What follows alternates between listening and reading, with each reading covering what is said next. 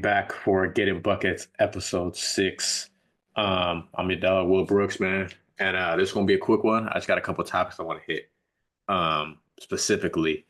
Before we get into them, man, make sure you hit that like button, hit the subscribe button, drop comments, drop ideas y'all want me to talk about, any other sports comments y'all want me to talk about, like I do on TikTok and Instagram and all the other stuff. Make sure you follow. It'll be up top. Make sure you follow on all of the social medias. But with all that said, let's get into the Lakers week. And for the Lakers this week, they got some good wins.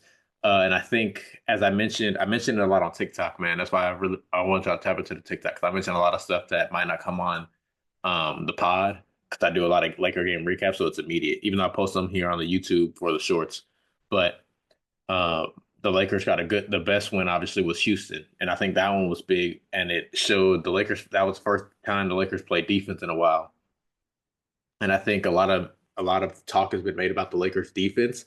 And I think a lot of the Lakers defensive problems have come because they're tired. They've played so many games because of how many games they've had to make up because of the fires and all the postponements and whatnot. So they've had to play so many games in back to backs. Like they had like 6 games in 8 days at one point. Nobody ever plays that many games in the NBA. So for me, I think that's part of the reason they haven't been playing defense.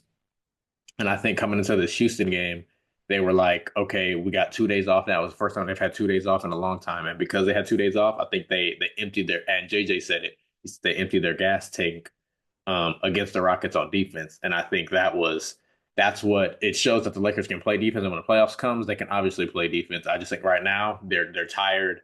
And and I remember seeing somebody on ESPN, I don't remember who it was. I think it was Kendrick Perkins, and he said, the Lakers look tired and they shouldn't be tired. This is when teams are gearing up for the playoffs. And my comment to that was no team is playing and no team has played games like the Lakers have had to play over the last 2-3 weeks of the season. Um, and because the Lakers have had to play that, they're tired. They're not on the same schedule as all the other teams. And so when he made that comment, it didn't make much sense to me. But yeah, I think nonetheless, I think the Lakers are back in a good spot. They got the Warriors coming up on Thursday. They got the Pelicans after that, and Zion and CJ have been shut down for the season. So that should be a good dub. But as we know, these are the games the Lakers have struggled in. But right now they're sitting in fourth. Tonight the Nuggets play, and they're resting all their starters. This is the second half of a back to back after they played the Timberwolves last night, and they lost that game in double overtime. So they're resting their entire starters against the Spurs tonight. So if Denver loses this game with all their starters out, the Lakers can take over that third seed. And they still have another game against the Rockets uh, that will be for the tiebreaker. So that's going to loom big over the course of the season. I think what's also big though is the Lakers have the tiebreaker over everyone. We split the season series with the Nuggets, but we have the tiebreaker because of our conference record. We still have one more game against the Rockets where we can get that, or we can get that tiebreaker, and then we have it over Memphis. We have their tiebreaker. We have it over Golden State. We have their tiebreaker. I think we have it over Minnesota because of another. I think we split that series too, but we have that because of our conference record. We beat the Clippers 3-1, so we have that season series. So all of the tiebreakers the Lakers own. So, and Bron said it too. Like their only goal right now, I don't even know if they're really playing for. I think they'd love the 2 seed obviously because they get home court advantage, but against everybody except for the Thunder. But he said their goal is to just make it out without having to be in the play-in because that's going to be they get that extra week off of not having to play playing games, so they get that entire time off to rest, and I think that's going to be big, especially for a 40-year-old LeBron James. If anybody's going to need that rest, he's going to need that rest. And so as long as they have to play in, I think that's all they're playing for right now, staying at the play in. But I'm sure they would also love to get that second seed, and they're kind of positioning themselves for that, as I mentioned with the tiebreakers, with uh with defense. We're going to see if that defense. I think they still have 2 more sets of back to backs to finish the season. They have 8 games left, I believe. And one of these back to backs happened, or as I just mentioned, they play Golden State and then Pelicans on the second night of a back to back. So that's coming up. I'm dropping this Wednesday, so it'll be tomorrow. Is the first game against the Warriors and the Pelicans. I would love for them to, if they can get through this and sweep this, they're going to be sitting pretty. Um, they're pretty comfortable right now, as I mentioned, because of the tiebreakers. They're pretty comfortable outside of the play-in, but They're still only like 2 games up in the loss column over the Pelicans, I mean not the Pelicans, over the Warriors, over the Grizzlies, over the Timberwolves. Teams fighting right there, hovering around 6. Um, and so as long as Lakers can keep that 2-3 game, and hopefully they expand it to 4 or 5 and go on a streak. We also still have the Thunder twice, so we'll see how we match up. I like our matchup when we had AD because they didn't have anybody to guard him. It'll be interesting to see how this matchup is going to go with Luka Don. We know OKC couldn't guard Luka Don last year in the playoffs, so we'll see how that goes. So I'm very interested to see that one. And we played them in a back to back. It's not actually a back to back game, but it's back to back games against Oklahoma City. We played them a little bit later. They closed. They're one of our final 8 games. So we played them twice. Played them twice, as I mentioned. Warriors, Pelicans, Thunder twice. I believe we still have the Rockets again. So that's 5 games. I think we still play Portland one more time. There's a couple of there's a couple of other teams, but yeah, it's 8 games left, and those are pretty. That's like the big five, as I mentioned. Those teams that we're playing. The return Dallas for Luca, um, the Blazers, and so yeah, so that's how it's looking. And yeah, so they're going in, and I think they positioned themselves getting that win over Houston. That was the big one. And yeah, so now it's just about keeping themselves healthy and making sure they go into the playoffs out of the plane and healthy.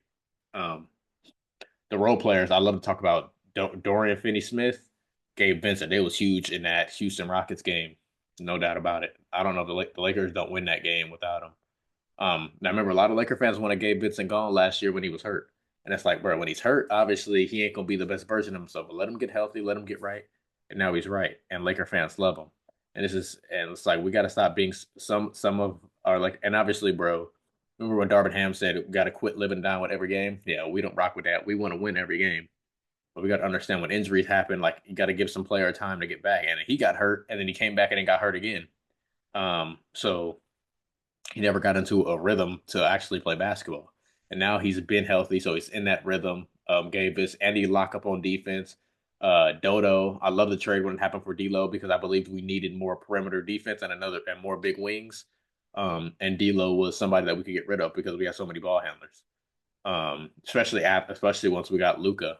The trade was made before Luca, but I think we had enough ball handlers anyway with Gabe and Austin and LeBron that we needed more defense on the perimeter because that's what we were really lacking. And so I love the Dodo trade from the beginning. And now he's catching his rhythm. He had an ankle injury when he first got here, so the shooting wasn't as good as it was like during the beginning part of the season when he was with Brooklyn. Now the shooting's picking up. Obviously, the defense is going to be there. You could bring in Vando, so the Lakers are sitting nice. And think about it. This is a team that was just sprung mid-season. Now going in the offseason, they can make even more moves and get ready. But they got a chance to win this year on top of making more moves to improve themselves next year. So we'll see how that goes. And yeah, that's my Laker recap for this week. Another now the next topic I wanted to get into. I made a post last night. It was this morning. Based off what TNT had asked Shaq, what would happen if your 2001 would play against 2025 Jokic? And bro, this is not to discredit Jokic because nobody on the planet Earth could have guarded prime Shaquille O'Neal. But we got to stop comparing people to Shaq. Shaq was different. Shaq was a man amongst boys out there. You see the pictures where it's 5 people guarding him and he dunking on all of them. We got to stop acting like Shaq was just the a normal player. I think nah, bro. Like he was gonna and people and a lot of people that commented on my video was like, Shaq never guarded anybody like Jokic. Who the hell is Jokic guarded that is like Shaquille O'Neal? And he ain't guarded nobody like Shaq. And even the people he is guarding, barbecue chicken. Jokic can't guard him. Um, so he's one of the I'll put it nicely. He's just not one of the best one of the best post defensive guys in the league. I'll put it that way. Um, and there's guys with a lot less skill, a lot less strength, and a lot less force, and a lot less athleticism that are getting points on Jokic. And now you're gonna talk about 2001 Shaquille O'Neal, prime Shaquille O'Neal. People got to stop playing. Y'all better go look at those numbers during that three-peat. Shaq is the most dominant player ever. People say, people now this is not where the conversation is going to go, but a lot of people like to use Shaq against Kobe. And my thing is, I don't care who you would have put with Shaq, Michael Jordan, LeBron James, it don't matter. If you put whoever you put with Shaq during his prime years, he would have been Finals MVP on all of those teams because there was nothing you could do with him. Bro was averaging, he averaged 30 every series with like 16 boards, and he was averaging two, three blocks, bro. There was nothing you can do with him. And so it's like, bro, people like, and it's a lot of people my age that I feel like don't remember what, don't, either they don't remember or they haven't gone back to watch it. Uh, but Shaquille O'Neal, because for me, his prime, I was too young to actually remember it, like watching it with my own eyes. But obviously, as a hoop fan, I've gone back and see the hardwood classics of it. And bro, there was nothing you were doing with prime Shaq. And a lot of people are like, well, Jokic could take him out to the three and blah blah blah. I'm like, bro, Jokic can go shoot a three, and that's gonna help the team aspect because it'll take Shaq out the paint. But Shaq is more athletic and bigger and stronger than Jokic. Jokic, it's not like Jokic is KD who got his handle on a string. Like he can't just get past Shaq like that, and he can't break him down off the dribble. So like, yeah, he can hit an open three, obviously, but when he goes to the post, he ain't moving Shaq out the way like he can move some of these bigs in the league right now. So this is not a knock on Jokic. Jokic will still probably get his 25. Um, but it ain't gonna be as easy as people trying to make it seem like. And it's like I feel like people just caught in the moment. And what Jokic is doing is absolutely insane. But right, he ain't playing bigs like the bigs used to be back in the day. And this is my era. I think this era is the best era of basketball. This era and like that mid 2000s, early 2010, early 2000, like that. These two eras, I think, are the two best eras. But there's no denying that Shaquille O'Neal is the most unstoppable force that's ever been on a basketball court. And so I think people this topic is really just to give Shaq his flowers and to let other people know y'all need to go watch what Shaq was doing and stop being prisoners of the moment because Shaquille O'Neal was not having it with anybody, and everybody was trying to guard Shaq. I remember Richard Jefferson said one time people built rosters for Shaq because you had to have three, four bigs just for fouls. And that was another thing that I brought up. I said Jokic got to guard Shaq. Jokic gonna get fouled out by halftime, or he's just gonna have to let Shaq score because Shaq is gonna feast because he's gonna move Jokic right out the way. Jokic ain't never played with a player that's stronger than him or athletic than him, all the above. Like Jokic obviously is not the most athletic person in the world, but his strength is he's probably one of the stronger players at his position. Um, and people and he can kind of just lumber and move people out the way and get easy hook shots, easy spins and whatnot. That's not happening on Shaquille O'Neal. He ain't moving Shaq Diesel.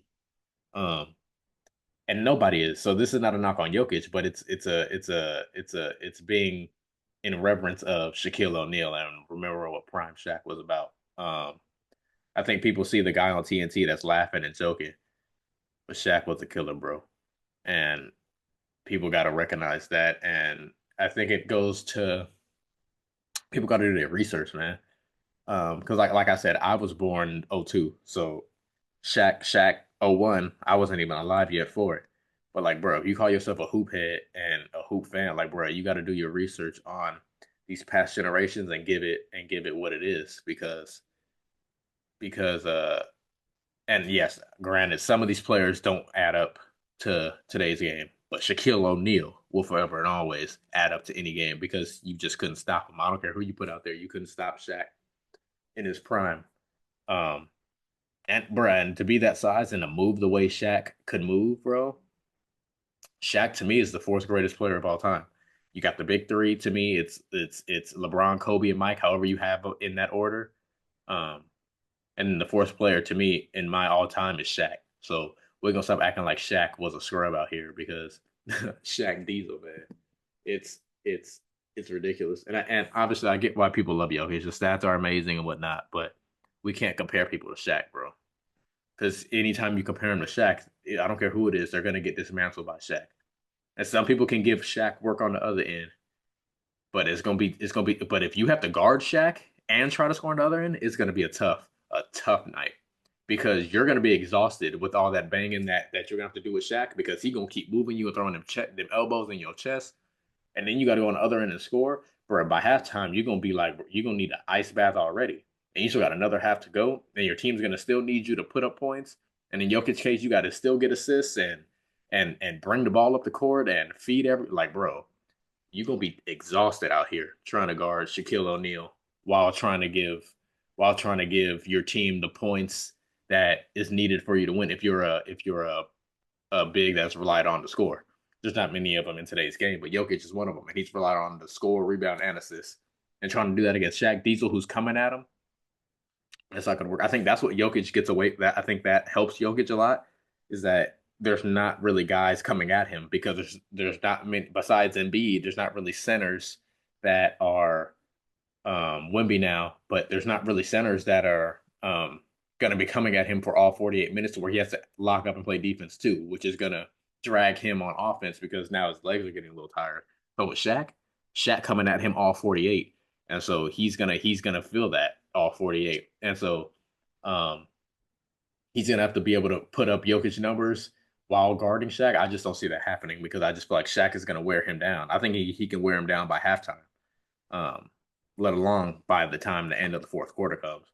And we know Jokic has never been seemed to be one that's in the greatest shape, and so um, it's gonna be tough, bro. But yeah, man, we need to recognize Shaq and give Shaq his flowers. It's time for everybody to give Shaq his flowers. Stop comparing people to Shaq, bro. There's nothing like Shaq, so we can't compare it.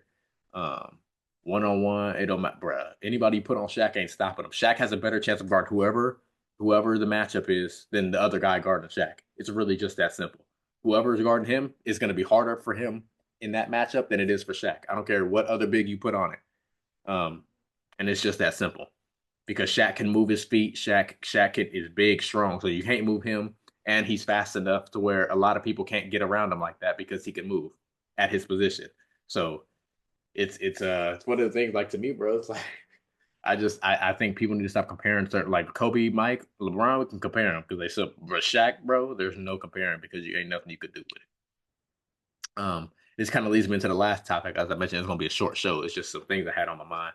And this is what Draymond said that past generations don't respect this generation, and I absolutely believe it, bro. These old heads always be hated on the new generation. And I think some of it is they want more flower, like they don't want to be forgotten. So they're like, oh, let's remember my era. But bro, it's like y'all just wasn't as good as these players. And then people like to bring in physicality. I saw Stephen A talk about physicality and all this stuff. And I think people have it confused that and defense is correlated to physicality. And it's not. Just because you hitting somebody out of midair, like when Kurt Rambis got hit out of midair by Kevin McHale, that's not defense. Um, so let's not get it twisted that defense and you being able to just hit people out the air without flagrant fouls is not is not defense. Defense is actually playing defense, sliding those puppies, getting steals, playing blocks, making things tough. It's defense is not just clotheslining somebody out the air. And I think that's the biggest misconception. I think when people talk about defense in other eras, it's a lot of it wasn't defense. It was just people were allowed to just grab you and mug you.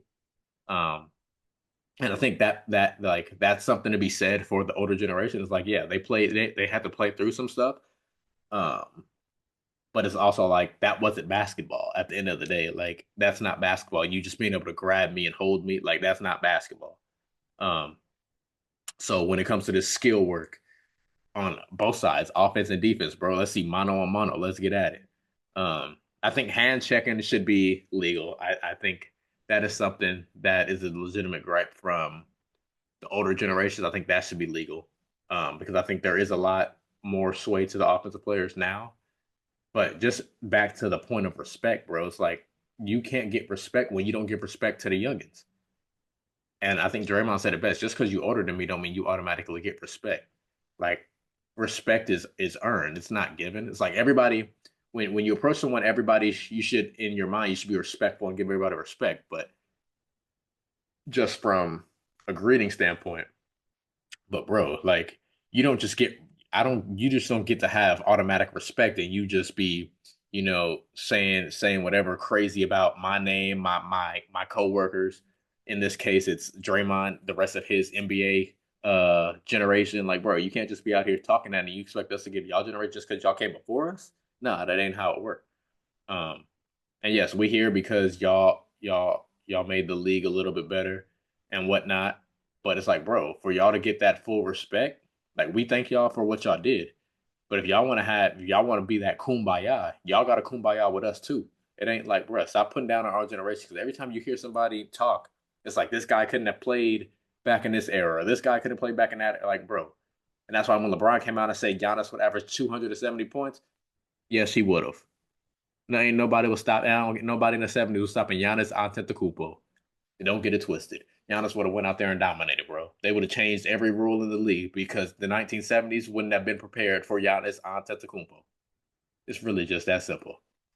Um, it's the same. It's very interesting. It's the same way like the NBA 75. The NBA 75 is not the best 75 players. You know why? Because they don't take off players. If you got on the list back in the day, you stayed on the list whether or not new players. So like there's people off the list that didn't get on because the NBA doesn't take off players that made it on the first 25. So that makes it already not the best 75 players of all time. Um and so like y'all generation, bro, some of these like bro, the 60s and 70s, bro, we appreciate like the NBA players appreciate what y'all did to get the league here. Particularly Mike uh, in the '80s, Magic and Bird in the '80s, Magic. I mean, and then Michael finally hit his prime in the '90s. But, bruh, these eras, just from a straight basketball perspective, bro, y'all could not hang with the new generation. I don't care. I don't care what y'all want to say. Y'all couldn't hang with Kobe. Y'all couldn't hang. Y'all couldn't hang with Kevin Durant. Y'all couldn't hang with James Harden, prime James Harden. Y'all wouldn't know what to do with Giannis Antetokounmpo. Like this is it's the new just Steph Curry. Y'all couldn't hold a jock strap on the basketball court. I don't care what y'all want to say. Y'all couldn't handle a jock strap, bro. And uh yeah, that's really how I just felt about this issue. Like, bro, the older generations, I feel like they believe it's that respect is supposed to be given because they came before.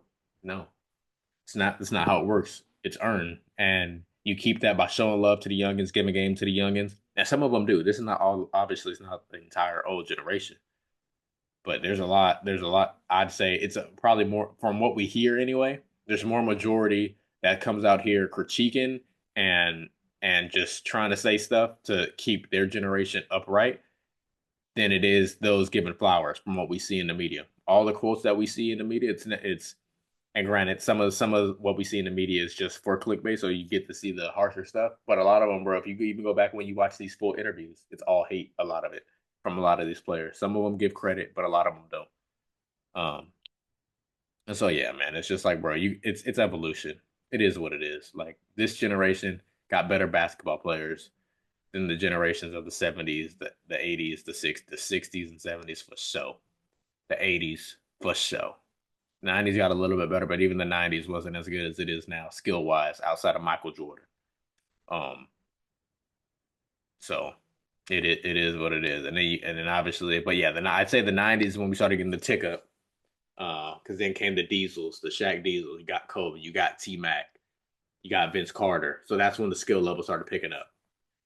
Um, but before then, before definitely before the '90s, bro, we don't want to hear about the skip. We don't want to hear about who. No, y'all ain't in that conversation.